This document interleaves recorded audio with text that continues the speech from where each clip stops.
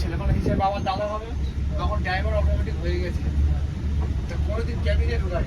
আমার পিসিমশাই সিএসটি ভালো ড্রাইভার ছিল। আজকে যদি আমার পিসিমশাই বেঁচে থাকতো না, আজকে হিসেবে পরিবহন মন্ত্রী হইল। কেন বলতো? পুরো ট্রাম কোম্পানি পরিবহনে তখন টিএমসি লোক বলছি, মানে টাকা সামনে দাঁড়িয়ে ঢুকে দাঁড়ায়, সেটা হলো পিছনে।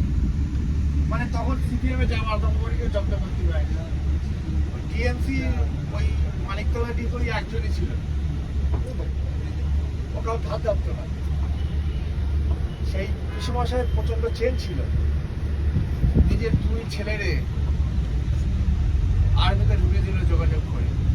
নিজের মেয়ের সাথে আমাদের পাড়ায় একটা ছেলের বিয়ে দেবে, তাই সেই ছেলেকে কন্ট্যাক্ট করলো, আমার মেয়েরে বিয়ে করলে তোমাকে চাকরিতে ঢুকিয়ে দেবো।